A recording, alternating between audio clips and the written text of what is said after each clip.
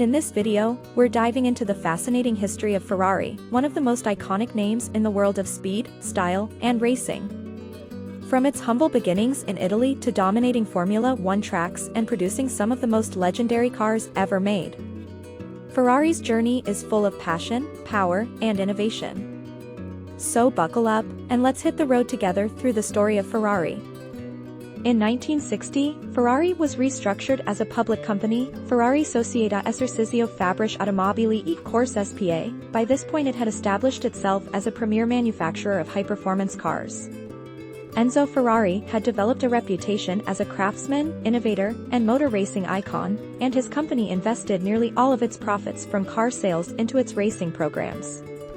Its racing record reflected this emphasis. Between 1960 and 1965, the company counted 2 World Drivers' Championships, 2 Constructors' Championships, and 6 consecutive Le Mans wins. Its car designs had also become more adventurous. The Dino-powered 156 F1 and 246 SP were the company's first Formula car and sports prototype, respectively, to feature a mid-engine design. The 156 F1, piloted by champion driver Phil Hill, gave Ferrari both titles of the 1961 Formula One season, and the 246 SP took 2 victories at the 1961 and 1962 Targa Florio. The mid-engine layout, which other racing teams had adopted in years prior, improved the car's handling and traction over their front-engine predecessors. The front-engine 250 GTO, though more conservative, was also a car to be reckoned with. Meant to do battle against cars like the Jaguar E-Type, between 1962 and 1964 it took several podium finishes and class wins, and won the World Sports Car Championships 2,000 cubic centimeters class for 3 consecutive years. The 250 GTO is currently one of the world's most valuable cars, owing to a combination of its racing provenance, driving experience, and aesthetics. In 2017 an example sold for $44 million, and by 2019 the 4 most expensive car sales in history, whether privately or at auction, had all been for 250 GTOs. One of the first challenges faced in the new decade occurred in October 1961. At the time, Enzo had been allowing his wife, Laura, a bigger power in the company's day-to-day operations. 8 high-ranking employees, including chief engineers Carlo Chiti and Giotto Bizzarini and sporting director Romolo Tovoni, were concerned about her interference in their duties. After staging a walkout and hiring a lawyer to write on their behalf, the 8 were personally terminated from Ferrari by Enzo, who accused them of attempting to start their own company. The event is known by several evocative names, including the Great Walkout, Palace Revolt, and a Ferrari's Night of the Long Knives. The event represented a considerable loss of talent from Ferrari. The company was able to compensate through leveraging new hires and its pre-existing employees. After Chiti's departure, a young Mauro Forghieri became Ferrari's new chief racing engineer, a position wherein he assisted in the development of several new racing vehicles, including the Ferrari P prototype series and the innovative 312 F1 Formula car, Ferrari's first to feature a rear wing. Forghieri would also cap off the development of the Bizzarini-designed 250 GTO, and create the first Ferrari flat 12 engine. Eugenio Dragoni became the new F1 team director, a position he would hold until 1966. While Tovoni had been popular with his drivers, Dragoni was not, and personal problems between him, Phil Hill, and John Surtees would cause the two to leave the team in 1962 and 1966, respectively. The men who were ousted from Ferrari took their skills elsewhere, assisting both well-established companies and smaller, startup manufacturers. Bizzarini and Chiti would first prove Enzo right by founding their own automotive company, Automobili Turismo e Sport. Before the company folded in 1964, the two had produced the ATS 2500 GT, the second mid-engine road car in history and the first from Italy, as well as the Bread Van, a custom Ferrari 250 GT made for Giovanni Volpi, one of ATS's founders and key investors. Following this, the two engineers went their separate ways. Chiti would find a home at Alfa Romeo, helping create the Tipo 33 Stradale during his tenure there, while Bizzarini focused on his own company, through which he designed the Lamborghini V12 engine and ISO Grifo, among other projects. Bizzarini's company would ultimately fold in 1968. By 1963, Enzo, wishing to focus more closely on Ferrari's racing program, began searching for a company to which he could outsource its manufacturing operations. An offer was sent that February to Ford Motor Company, which was looking to expand its presence in Europe, a market where a brand's racing performance mattered more than it did in the United States. Henry Ford II, Ford's CEO, jumped at the opportunity to buy Ferrari. He hoped that by buying the Italian company, Ford would immediately gain racing credibility that it could use to sell cars in Europe. Ford sent 4 delegations to Maranello in the following months, with one, led by Donald N. of Fry, arriving at Enzo's office to work out a contract. There, they toured Ferrari's facilities and discussed various opportunities that the buyout would open up. By May 21, Frey's delegation had come up with a final contract. Ford was to buy 90% of Ferrari, after which there would be 2 corporate entities, Ford Ferrari, which would manufacture road cars, and Ferrari Ford, a more or less independent racing team. Things appeared to be going well until Enzo found a clause, requiring the racing team to request its funds from Ford, that he felt threatened his autonomy. He then asked about his right to field cars as he pleased. After Fry responded negatively, Enzo is said to have insulted and cursed the delegation out of the room. On May 22, just one day later, a newswire release indicated that negotiations between the 2 companies had been suspended. In light of the news, Henry Ford II resolved to prove Ford's racing abilities by beating Ferrari at Le Mans, and a new engineering team was formed specifically to design the car that could do the job. In June 1963, shortly after Ferrari negotiations fell through, Ford began work on a sports prototype that would be ready to race by the 1964 24 Hours of Le Mans. The resulting car, the Ford GT40, was unreliable and failed to finish the race. However, Ford's partner team, Shelby American, scored a class victory above Ferrari's cars and finished 4th overall. Its car, the Shelby Daytona, was based on the race-proven Shelby Cobra Roadster, and was a full 5 miles per hour, 8 kilometers per hour, faster than Ferrari's competing 250 GTOs.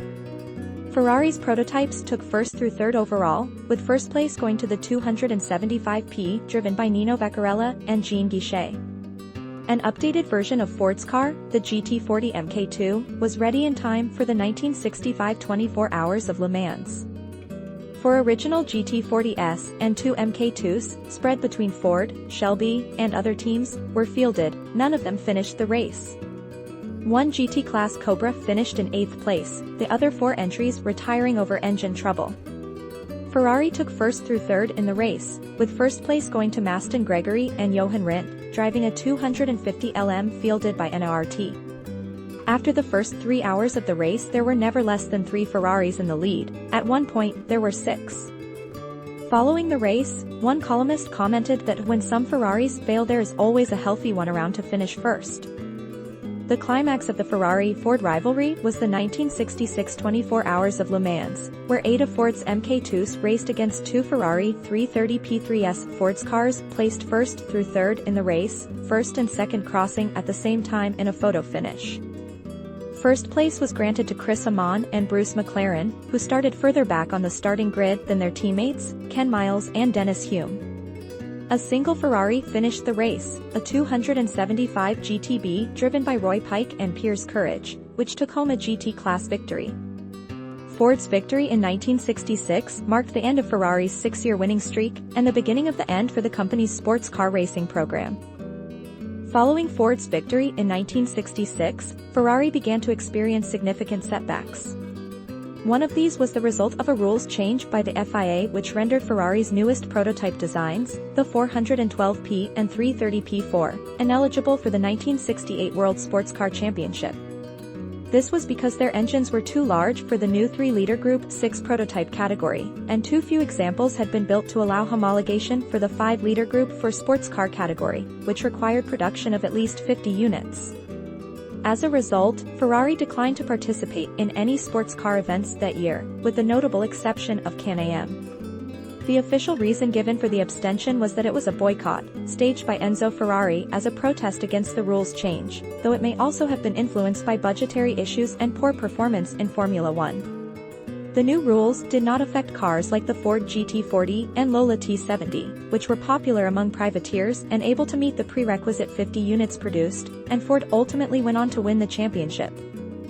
Though Ford's cars won at Le Mans through 1969 and took the championship as a whole in 1968, Ferrari's absence that year effectively ended its rivalry with the American automaker early. In spite of this, the Cosworth DFV engine, developed with Ford's sponsorship and input, later proved highly competitive in Formula One. In the late 1960s and throughout the 1970s, the engine would allow several privateer teams, including Lotus, McLaren, Williams, Tyrrell, and Brabham, to surpass Ferrari and other factory teams competitively. These teams, derisively called garagisti by Enzo Ferrari, were free from the high costs associated with powertrain development. They instead focused their resources on chassis development and aerodynamics. It would take until 1975 for Ferrari to win another F1 championship. Ferrari's F1 woes, combined with pressure from its new owner Fiat, eventually pushed it to abandon sports car racing in 1973, though this is not to say that the preceding years were uneventful. Before bowing out of the discipline, Ferrari went on to win 2 more World Sports Car Championships, one in 1967 and another in 1972. Ferrari's performance in 1972 was particularly strong, as it lost only one of that season's 11 races. The company also saw significant competition with Porsche in 1970 and 1971, as the Ferrari 512 proved to be one of the only cars able to keep up with the speedy, light, and reliable Porsche 917. Though Porsche's wealth and more robust development allowed it to maintain an edge, Ferrari still managed several victories. In the first half of the 1960s, Ferrari retained several models that were direct continuations of older cars. The 250 range culminated in the GT/E, which was the company's first 2+2, and the GT Lusso, the final 250 car. It would be produced until 1964. The America range switched from the Lampredi engine to the Colombo beginning in 1960, bringing it in line with Ferrari's other offerings, and ended by 1966. The final car in the America lineage was the 500 Superfast, which housed the company's largest and most powerful engine to date. Close to the discontinuation of the 250 series, similar models with higher engine displacements began production. The first of these were the 330 and 275 series, which were first produced for the 1963 and 1964 model years, respectively. These were later joined by the 365 series, which began in 1966. The Dino 206 GT, first produced for the 1967 model year, was Ferrari's first mass-produced mid-engine street car, as well as the first to be sold under the Dino mark.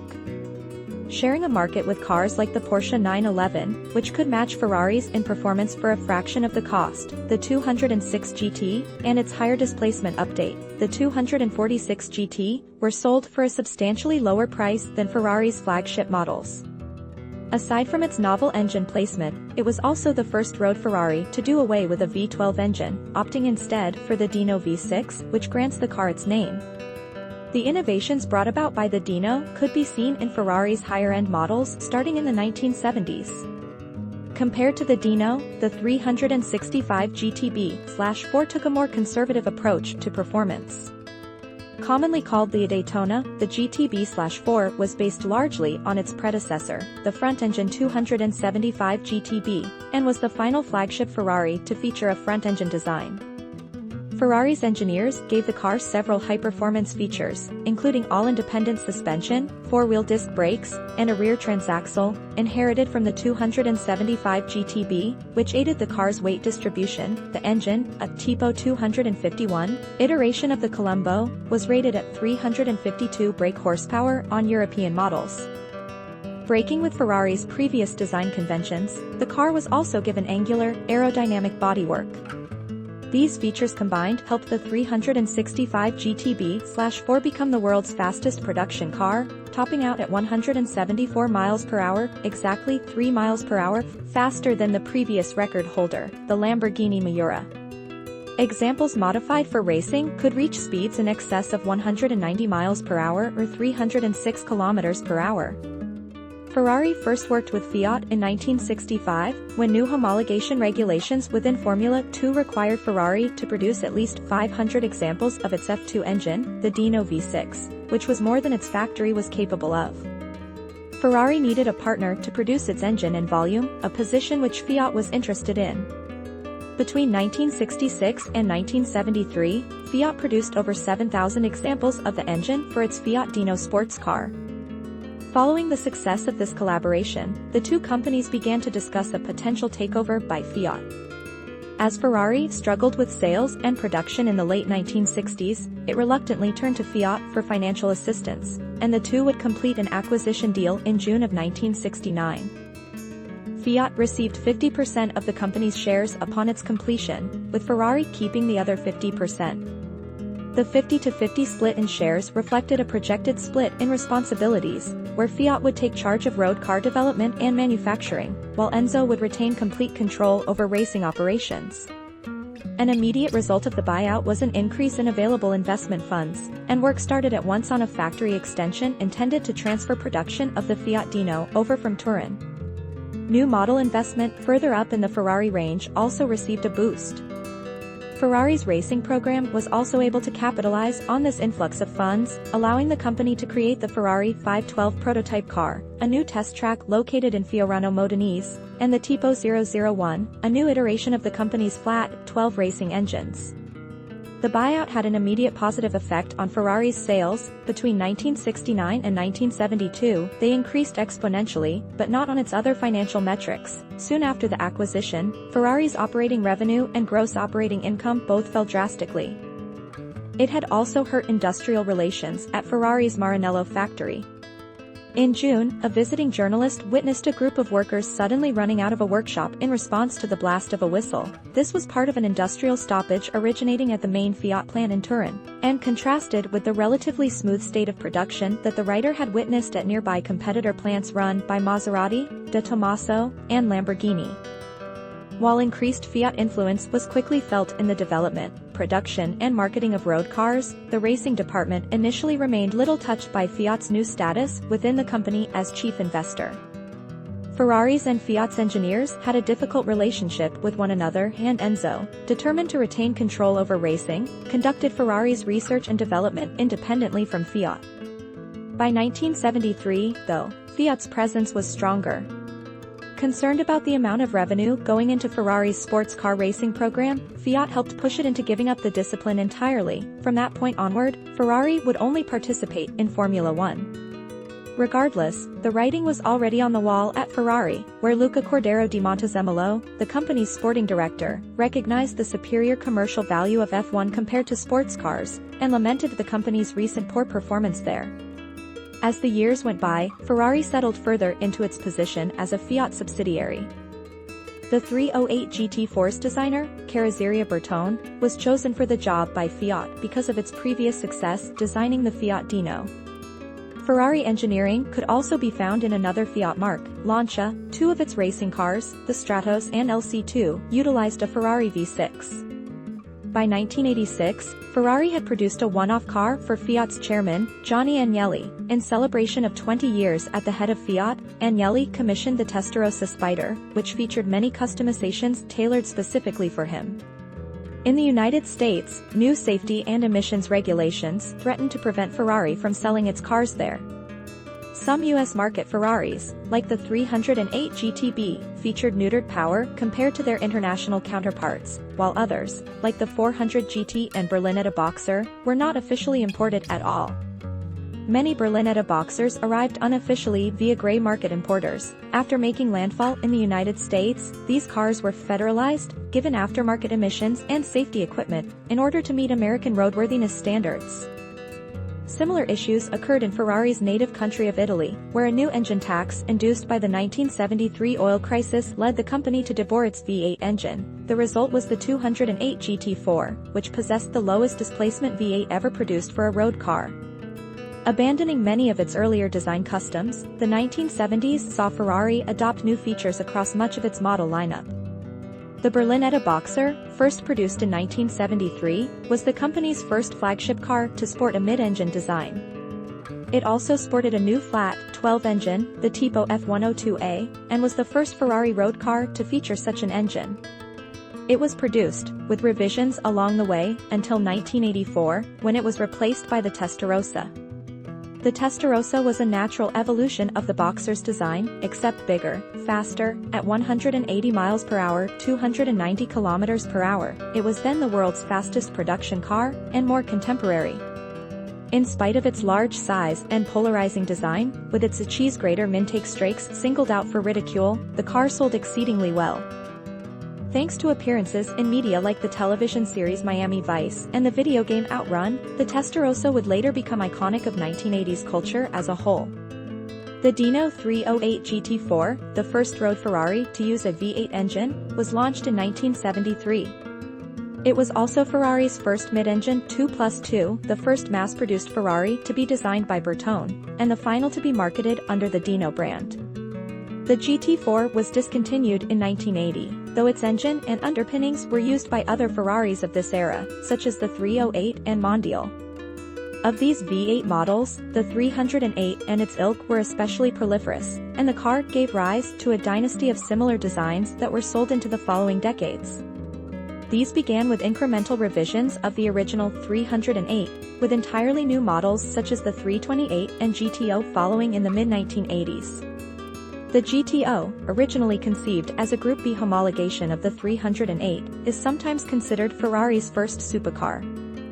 The 365 GT4 2+2, 400 and 412 Grand Tourers, produced from 1972 to 1989, were a comparatively conservative run of cars, holding on to the front engine, V12 layout characteristic of earlier Ferraris. Indeed, the model series was straightforwardly derived from the 365 GTC/4, and the cars were the final ones to utilize the decades-old Colombo V12.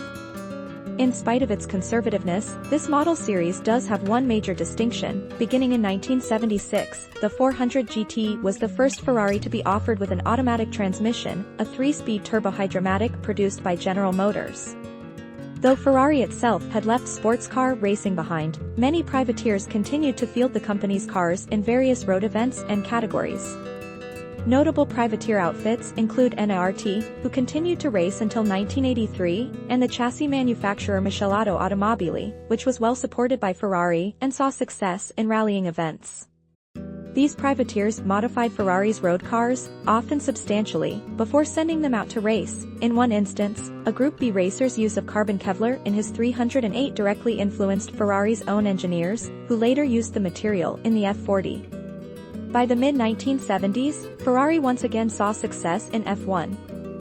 In 1975 and 1977 Niki Lauda won the driver's title for the team, as did Jody Scheckter in 1979. They also won the constructor's title for 3 consecutive years, 1975 to 1977. In addition, Clay Regazzoni managed a close second place in the 1974 season, Lauda the same in 1976, and Carlos Reutemann third in 1978.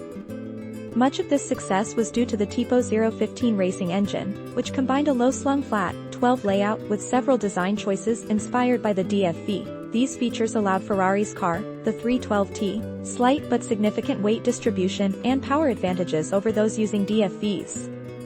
Though these advantages were later cancelled out by the advent of ground effect, a technology to which the low and wide flat 12 could not be adapted, Ferrari's continued fine-tuning of their engines allowed them to stay competitive through the late 1970s. Enzo Ferrari died in 1988, an event that saw Fiat expand its stake to 90%. The last car that he personally approved, the F40, expanded on the flagship supercar approach first tried by the 288 GTO 4 years earlier. Enzo was succeeded in 1991 by Luca Cordero di Montezemolo, under whose 23-year-long chairmanship the company greatly expanded. Between 1991 and 2014, he increased the profitability of Ferrari's road cars nearly tenfold, both by increasing the range of cars offered and through limiting the total number produced. Montezemolo's chairmanship also saw an expansion in licensing deals, a drastic improvement in Ferrari's Formula One performance, and the production of 3 more flagship cars, the F50, the Enzo, and the LaFerrari. In addition to his leadership of Ferrari, Montezemolo was also the chairman of Fiat proper between 2004 and 2010. After Montezemolo resigned, he was replaced in quick succession by many new chairmen and CEOs. He was succeeded first by Sergio Marchionne, who would oversee Ferrari's initial public offering and subsequent spin-off from Fiat Chrysler Automobiles, and then by Louis Camilleri as CEO and John Elkann as chairman. Beginning in 2021, Camilleri was replaced as CEO by Benedetto Vigna, who has announced plans to develop Ferrari's first fully electric model. During this period, Ferrari has expanded its production, owing to a global increase in wealth, while becoming more selective with its licensing deals. Starting with the 1980 season, the team entered an extended title drought. That year, Ferrari only managed 10th place in the Drivers' Championship, a problem brought about by their inability to adapt to ground effect. Even after regulators banned the technology, though, Ferrari still struggled with keeping its cars competitive and up to date. Attempting to fix this problem, the team brought in new engineers, including John Barnard and Harvey Postlethwaite. The Postlethwaite-designed 126C2 won the team the 1982 and 1983 Constructors' titles.